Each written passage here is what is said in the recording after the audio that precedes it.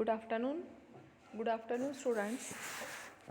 Yesterday we had studied the history of English drama and the elements of drama.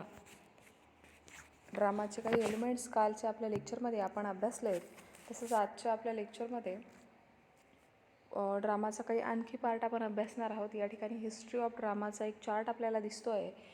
या चार्टमध्ये periods in history, जो काही नाटकांचा इतिहास आहे त्या इतिहासामध्ये कशा पद्धतीचे कालखंड होऊन गेले, कशा पद्धतीचे वेगवेगळे एक पिरियड्स होऊन गेले लिखाणाच्या बाबतीत, तर या सगळ्या पिरियड्सबद्दल या ठिकाणी माहिती दिलेली आहे. बघा, या ठिकाणी तुम्हाला 6 पिरियड्स दिसत आहेत. तर ते त्या पिरियड्समध्ये म्हणजे आपण कालखंड संबोधूयात की 11व्या सेंचुरीपासून तर 15व्या सेंचुरीपर्यंत या ठिकाणी जो पहिला पिरियड दिलेला आहे, ज्यावेळेस हेनरी 6 हा जो राजा होता, तर इंग्लंडमधली ही सगळी जी काही हिस्ट्री आहे ती आपल्याला या ठिकाणी दिलेली आहे की इंग्लिश लिखाण जे काही केलं गेलं ते कशा पद्धतीचं केलं गेलं.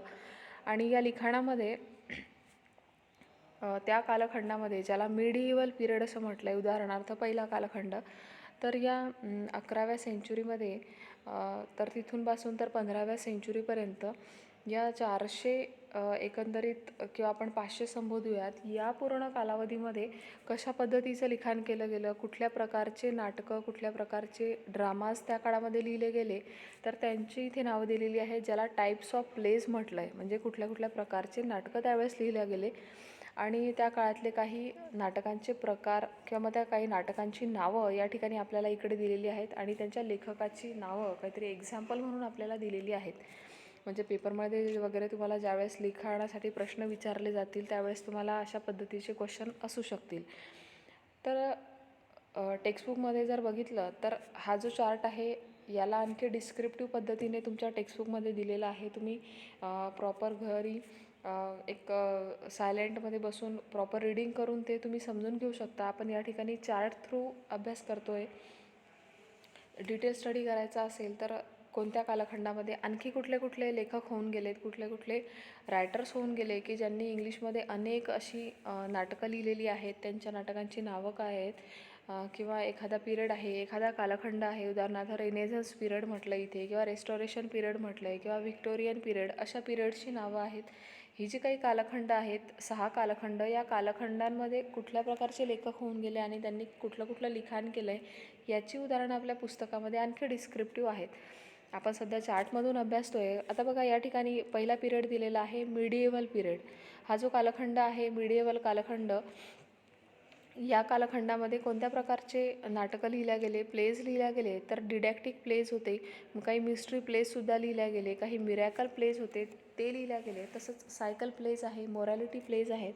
तर अशा बऱ्याच वेगवेगळ्या नाटकांचं लिखाण त्या कालावधीमध्ये करण्यात आलं, 11व्या सेंचुरीपासून तर 15व्या सेंचुरीपर्यंत, त्या शतकापर्यंत. तर हे जे लिखाण केलं गेलं यातलं Robin Hood by Howard Pyle and Everyman हे काही महत्त्वाचं त्या काळातलं लिखाण होतं, जे त्या काळामध्ये करण्यात आलेलं होतं. त्या लेखकांची नावं आपल्याला या ठिकाणी दिलेली आहेत. तसंच पुढे आणखी एक पिरियड दिला आहे बघा, रेनेझन्स पिरियड, जो पहिला कालखंड संपला 15व्या सेंचुरीचा आणि पुढे 16व्या सेंचुरीपासून तर 17व्या सेंचुरीपर्यंत. त्या काळामध्ये इंग्लंडमध्ये एलिझाबेथ फर्स्ट आणि जेम्स फर्स्ट हे दोघंही राजकारभार बघत होते. आणि हा जो राजा होता जेम्स फर्स्ट, त्याच्या कालखंडामध्ये जो काही लिखाण केलं गेलं तर त्या लिखाणाचे कुठले कुठले प्रकार होते, तर ट्रॅजिक कॉमेडी पद्धतीचं प्लेज लिहिल्या गेले, ज्याच्यामध्ये काही ट्रॅजेडी असेल, काही कॉमेडी असेल, तसंच मेलनकली असेल, म्हणजे काही दुःखद प्रसंगसुद्धा बऱ्याच लेखकांनी त्यांच्या नाटकांमधून लिहिले. तसंच काही रिव्हेंज रिव्हेंज म्हणजेच एक प्रकारे बदला म्हणतो आपण, की एखाद्या व्यक्तीचा रिव्हेंज घेतला गेला, त्यांनी केलेल्या कृत्याबद्दल आणखी त्याच्याकडनं दुसऱ्या व्यक्तीने त्याच्यावरती परत सूड उगवला असेल, तर ह्या सगळ्या गोष्टी त्या काळातल्या प्लेजमध्ये बऱ्यापैकी लिहिल्यात गेल्या. नाटकांमध्ये असे कथानकं आपल्याला लिहिलेली दिसतात. तर या काळातली अगदी फेमस कथानकं आहेत रेनेझन्स पिरियडमधली, ती पुढे नावं दिलेली आहेत बघा. कुठले प्लेज लिहिल्या गेले, त्या प्लेजची काही उदाहरणं आपल्याला या ठिकाणी दिलेली आहेत. रोमिओ अँड ज्युलिएट, तुम्ही या प्लेचं नाव नक्कीच ऐकलं असेल. तर हे जे नाटक होतं रोमिओ अँड ज्युलिएट, ही एक ट्रॅजेडी होती, म्हणजे शोकांतिका आहे. या नाटकामध्ये दोघंही जे काही मेन कॅरेक्टर्स आहेत त्यांची लास्टमध्ये डेथ होते, मृत्यू होतो, म्हणून त्याला ट्रॅजेडी संबोधलं आहे. आणि असंच अ मिडसमर नाईट्स ड्रीम ही एक कॉमेडी आहे, कॉमेडी ऑफ एरर्स म्हणूया आपण. तर या कॉमेडीमध्ये सुद्धा या ड्रामामध्ये सुद्धा काय काय घडतं हे सगळं आपल्याला या वर्षीच्या सिलेबसमध्ये अभ्यासासाठी आहे. Henry fourth historical play by Shakespeare, आणि हे जे प्ले लिहिलेले आहेत शेक्सपियरने लिहिलेले आहेत. तुम्हाला माहिती असेल रोमिओ अँड ज्युलियट हीच ट्रॅजेडी लिहिणारा फेमस लेखक शेक्सपियर तो रेनेसन्स पिरियडमध्येच होऊन गेलेला आहे. याच कालखंडामध्ये खूप असं लिखाण या फादर ऑफ इंग्लिश लिटरेचर म्हणूया आपण त्यांनी केलेलं आहे. तसंच Doctor Faustus and Jew of Malta by Christopher Marlowe नावाचे आणखी एक अगदी जगप्रसिद्ध असे लेखक या कालखंडामध्ये होऊन गेलेले आहेत रेनेसन्स पिरियडमध्ये. म्हणजे एखादा पिरियड जर तुम्हाला पेपरमध्ये वगैरे विचारण्यात आला आणि या पिरियडमधले काही लेखकांची नावं सांगा किंवा त्यांनी लिहिलेल्या लिखाणाची नावं सांगा, तर त्यावेळेस तुम्हाला हा चार्ट फार उपयोगी पडणार आहे. सो याला व्यवस्थित तुम्ही स्टडी करायचं आहे. तसंच Duchess of Malfi by John Webster, हे सुद्धा अगदी जॉन वेबस्टर यांनी लिहिलेली एक नाटक आहे. तसंच द चेंजलिंग बाय थॉमस मिडल्टन या लेखकाने लिहिलेलं हे अगदी फेमस असं नाटक आहे. पुढे तुम्हाला आणखी medieval period, Renaissance period, रेस्टॉरेशन period, 16व्या कालखंडानंतर पुढे रेस्टॉरेशन पिरियड सुरू झाला 16व्या कालखंडापासून पुढे.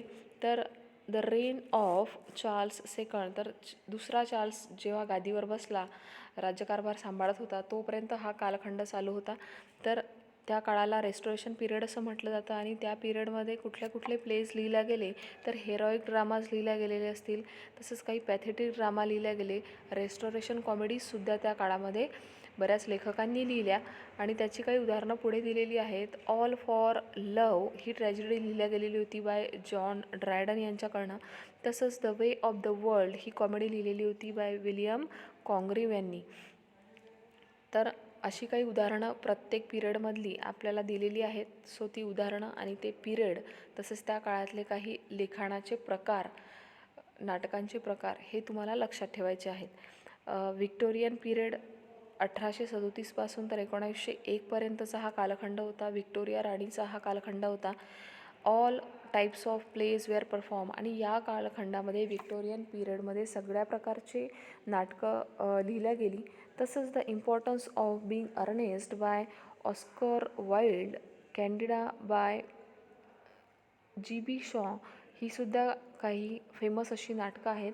तसंच a Doll's House and Enemy of the People by Henrik Ibsen या लेखकाने लिहिलेल्या 2 फेमस अशा प्लेजची नावं तुम्हाला या ठिकाणी दिलेली आहेत.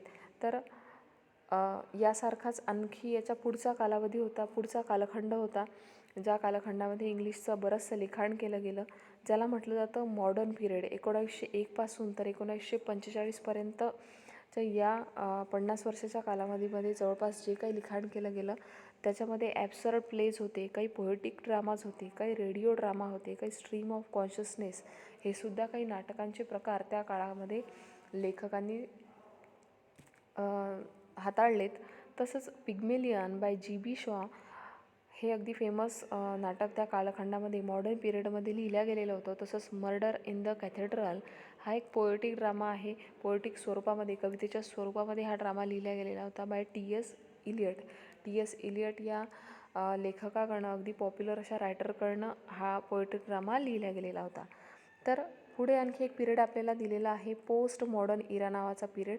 या पिरियडमध्ये almost all types of dramas were perform, kitchen sink drama, तर सगळ्या प्रकारचे ड्रामाज या काळामध्ये लिहिल्या गेलेले होते पोस्ट मॉडर्न पिरियडमध्ये, म्हणजे 1945 पासून तर 2000 या कालखंडापर्यंत.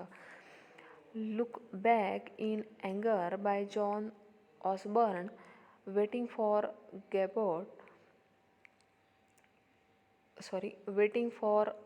गॉडोट बाय सॅम्युअल बकेट यांनी सुद्धा लिहिलेला Waiting for Godot and Look Back in अँगर बाय जॉन ऑब्सन यांच्याकडनं हे ड्रामाज लिहिले गेलेले होते पोस्ट मॉडर्न इरा या कालखंडामध्ये. तर हे कालखंड जसे 6 कालखंड आहे दिलेले हे अतिशय महत्त्वाचे आहेत. त्या काळामध्ये लिहिल्या गेलेली त्यांची नाटकांची उदाहरणं ही सुद्धा आपल्यासाठी अतिशय महत्त्वाची आहेत. याखेरीज आणखी या कालखंडांबद्दल तुम्हाला डिटेल स्टडी करायचं असेल, डिटेल वाचन करायचं असेल तर आपल्या टेक्स्टमध्ये याच्याबद्दलचं आणखी लिखाण दिलेलं आहे.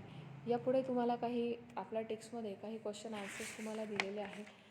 तर या क्वेश्चन आन्सर्समध्ये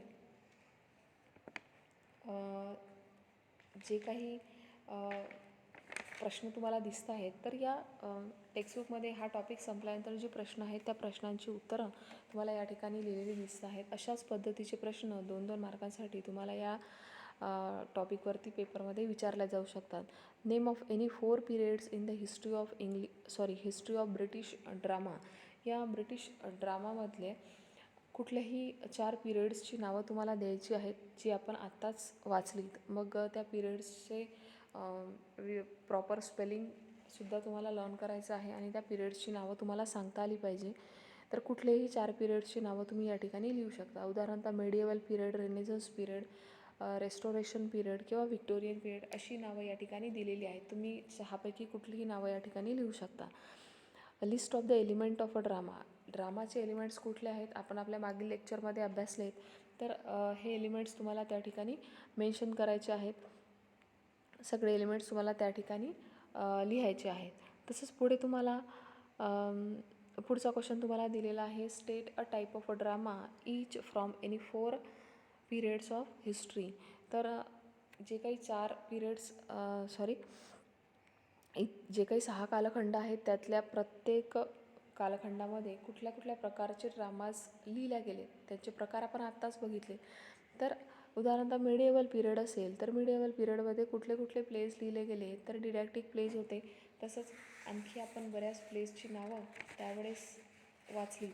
तर त्यापैकी तुम्ही कुठलाही लिहू शकता. मिस्ट्री प्लेज लिहू शकता किंवा डिडॅक्टिक प्लेज लिहा, मिरॅकल प्लेज लिहा किंवा सायकल प्लेज लिहा. असं कुठलंही तुम्ही त्या ठिकाणी लिहू शकता. रेनेसन्स पिरियडमध्ये कुठल्या प्रकारचे प्लेज लिहिल्या गेले, कोणते प्रकार होते तर एक रिव्हेंज प्लेज या ठिकाणी एक्झाम्पल म्हणून दिलेला आहे.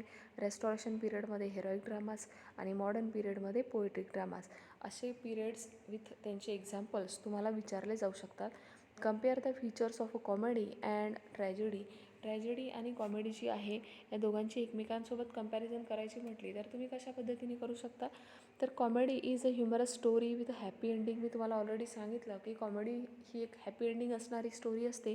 त्याच वेळेस ट्रॅजेडी ही एक अनहॅपी एंडिंग असणारी अशी स्टोरी असते ज्याच्यामध्ये काहीतरी दुःखद प्रसंग घडत असतो अंत म्हणजे शेवटी.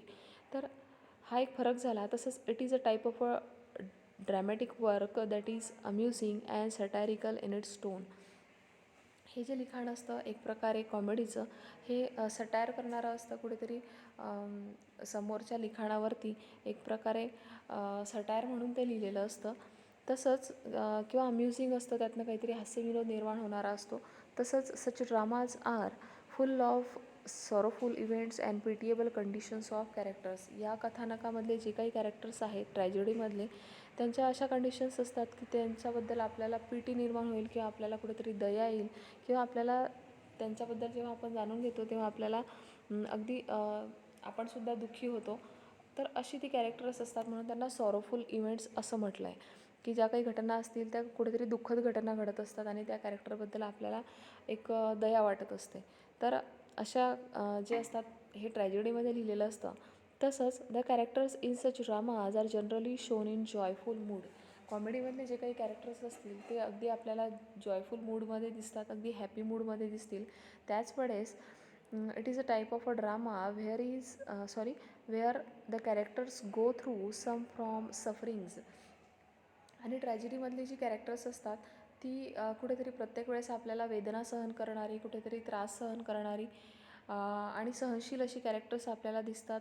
त्यांना बऱ्याचसा त्रास सहन करावा लागतो, सफरिंग्स असतात, त्यांना बऱ्याच यातना असतात, म्हणून त्याला ट्रॅजेडी म्हटलं जातं खरं तर. तर असा एक हा ट्रॅजेडी हा जो एक ड्रामाचा प्रकार आहे. तसंच त्यातला आणखी एक फरक तुम्हाला सांगता येईल. It represents triumph over unpleasant circumstances by creating comic effect resulting in a happy or successful conclusion कुठेतरी सगळं अगदी अंत म्हणजे शेवटी अगदी सगळं आनंदी घडतं आणि ट्रायम्फ ओव्हर अनप्लीझंट सर्कमस्टान्सेस, ज्या काही दुःखद किंवा वाईट घटना घडलेल्या असतील त्यांच्यावर कुठेतरी चांगल्या घटनेचा विजय होतो आणि सगळीकडे अगदी आनंदी वातावरण असतं. अशा पद्धतीचा कन्क्ल्युजन असतो, शेवट असतो कॉमेडीचा. तर याच ठिकाणी ट्रॅजेडीचा एंड कसा असतो, तर ट्रॅजेडीचा जे कन्क्ल्युजन असतं, शेवट असतो, त्यामध्ये काहीतरी ट्रॅजिक घटना घडते, काहीतरी दुःखद घटना घडते. In the tragedy end is may be death of a main character or severe suffering. जे अगदी मेन कॅरेक्टर असतं ट्रॅजेडीमधलं त्याला खूप काही यातना सहन कराव्या लागतात शेवटी, किंवा मग त्याची अगदी शेवटी त्याची डेथ होते. तर अशा पद्धतीचे प्लेज असतात, त्याला आपण ट्रॅजेडी म्हणतो. हा काही फरक आहे ट्रॅजेडी आणि कॉमेडीमधला. तर या ठिकाणी आपण बघतोय state the difference between poetry and drama. Poetry आणि ड्रामामधला जर काही फरक आपल्याला सांगायचा म्हटला तर तो या ठिकाणी आपल्याला दिलेला आहे की एक्झॅक्ट पोएट्रीमध्ये काय फरक आहे आणि ड्रामामध्ये काय फरक आहे. तसंच पुढे तुम्हाला आणखी काही एक्झाम्पल्स दिलेली आहेत. State the difference between drama and novel. ड्रामामध्ये आणि नॉव्हेलमध्ये काय फरक आहे. तर आपण आताच अभ्यासलं, आपण ड्रामाची डेफिनेशनसुद्धा अभ्यासली आहे की is a medium of expressions whereby performers express themselves artistically. जे काही ड्रामामध्ये कॅरेक्टर्स असतात त्यांना स्टेजवरती परफॉर्म करावं लागतं आणि त्यांचे जे काही एक्सप्रेशन्स आहेत ते स्टेजवरती ते परफॉर्म करत असतात. त्याच वेळेत the performance is based on a script which is in the form of a dialogues. आणि ड्रामामधली जी काही स्क्रिप्ट असते, कथानक असतं, त्याच्यानुसारच त्यामधले जे काही कॅरेक्टर्स असतात ते डायलॉग्स बोलत असतात किंवा त्या पद्धतीने स्क्रिप्टनुसारच घटना पुढे जात असते. तर या ठिकाणी नॉवेल जे असतं, novel is written in a narrative form. पण नॉवेल जे असतं ते खरं तर नॅरेटिव्ह फॉर्ममध्ये लिहिलं गेलेलं असतं. ते एका कथेच्या स्वरूपामध्ये लिहिलं गेलेलं असतं, ते कुठेही परफॉर्म केलं जात नाही. हा त्यांच्यातला मूळ फरक आहे. पुढचा आपल्याला प्रश्न या ठिकाणी दिलेला आहे, डिफाईन ड्रामा. ड्रामाची डेफिनेशन सांगा. आपण अभ्यासलीच आहेत, त्या पद्धतीने तुम्ही अभ्यासायची आहे. तसंच पुढे आपल्याला आणखी प्रश्न दिलेले आहेत. Explain the term plot. आता प्लॉटबद्दलसुद्धा काही महत्त्वाचे पॉईंट्स मी तुम्हाला एलिमेंट्स ऑफ ड्रामामध्ये एक्सप्लेन केलेलेच आहेत. Plot is a series of events. घटनांचा एक मालिका असते जी सतत वेगवेगळ्या घटना घडत जातात. आणि it means the plan, scheme or pattern. आणि ज्याला एक वेगळा पॅटर्न असतो किंवा एक स्कीम असते किंवा एका आखणी केलेली असते. तसंच it has beginning, middle and end. प्रत्येक प्लॉटला एक सुरुवात असते, एक मध्य असतो आणि एक अंतसुद्धा असतो. तर अशा पद्धतीचं लिखाण असतं. तसंच पुढे आणखी काही प्रश्न दिलेले आहेत. Difference between characters and characterisation. बघा, या दोघही गोष्टी जरी आपल्याला ऐकण्यामध्ये सारख्या वाटत असल्या तरी दोघांमध्येही फरक आहे. कॅरेक्टर्स म्हणजे त्यातली पात्र आणि कॅरेक्टरायझेशन म्हणजे आपण व्यक्तिचित्रण म्हणतो या ठिकाणी एखाद्या व्यक्तीने निभावलेलं कॅरेक्टर. हा त्यांच्यातला फरक या ठिकाणी आपल्याला दिलेला आहे. The characters in the plays, the protagonist who is the main character and the other the major and minor. Character ही मेजर किंवा मायनर असू शकतात आणि मुख्य त्या पात्र असू शकतं एखाद्या नाटकामधलं. त्याच वेळेस characterisation is the fleshing out of a personality of the characters. Characters म्हणजे एखाद्या व्यक्तीची पर्सनॅलिटी म्हणूया आपण, त्या व्यक्तीचं एक प्रकारे स्वरूप म्हणूया, त्या व्यक्तीचा स्वभाव म्हणूया की तो व्यक्ती एखादं कॅरेक्टर आहे, एखादं पात्र आहे, ते कशा पद्धतीने स्टेजवरती निभावतो आहे त्याला म्हणूया आपण characterisation. Revealing their peculiarities, values and feelings. जसं मी तुम्हाला त्या ठिकाणी पोलीस या व्यक्तीचं एक्झाम्पल दिलं होतं की एखादा व्यक्ती आहे तो स्टेजवरती एखादं कॅरेक्टर स्वीकारलेला आहे त्याने, तो ते निभावतो आहे. तर कशा पद्धतीने त्या भूमिकेला तो त्या ठिकाणी न्याय देणार आहे त्याला आपण कॅरेक्टरायझेशन म्हणतो. It is to gain insight into their personalities and establish connection with them. ही सगळी माहिती आपण त्या ठिकाणी अभ्यासलेलीच आहे. And list a few reasons for watching drama live on the stage.